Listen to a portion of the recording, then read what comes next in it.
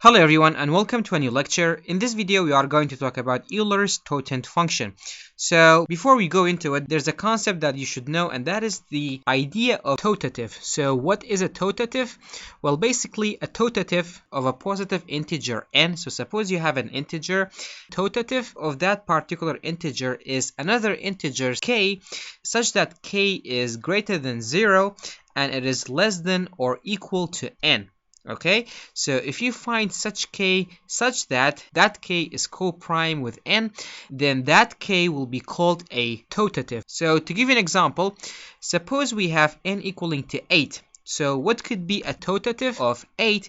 Meaning, what is an integer that is greater than 0 and it is less than or equal to 8 such that the divisors of 8 and that particular integer is 1? Well, 3 can be a totative because 3 is an integer that is greater than 0 and it is less than 8, and 8 and 3 are co-primes because 1 is the only integer that can divide both 8 and 3. Therefore 3 is a totative. So suppose we have n equaling to 12. What can be a totative of 12? Well, 5 can be, because 5 is less than 12 and it is greater than 0, and 12 and 5 are co-primes, meaning 1 is the only integer that can divide 12 and 5. So having defined what a totative is, Euler's totient function, which is denoted by phi, is a function that counts the number of the positive integers up to a given integer that are co-primes. So basically, Euler's totient function counts how many totative a given integer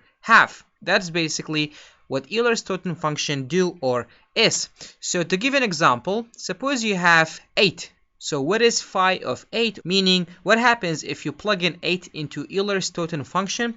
Well, let us see. So what are the integers that are less than or equal to 8 and they are positive? Well, they are 1, 2, 3, 4, 5, 6, 7, and 8. So what are the integers that are co-prime with 8 within this set of integers? Well, 1, 3, 5, and 7 are those integers that are co-prime with 8, meaning the only divisors of the red integers and 8 are 1.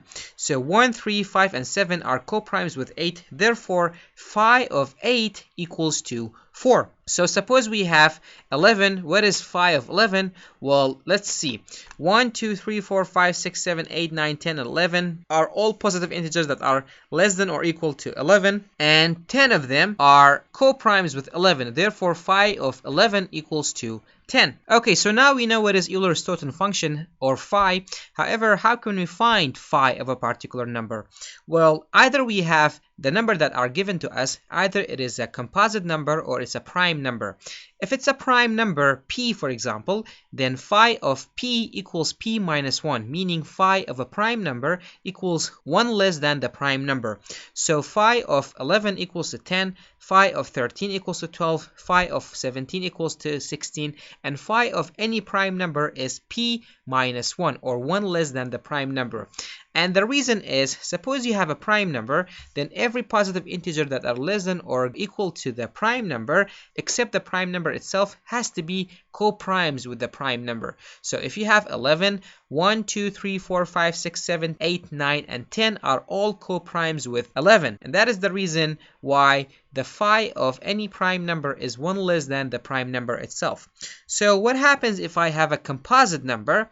Well, in that case, the rule for composite number is this. So if I have a composite number c and I find the prime factorization of c equaling to m times n times however primes you have, then phi of c equals c times 1 minus 1 over m times 1 minus 1 over n, and so forth. So let me give an example. Suppose we are given 12. What is phi of 12?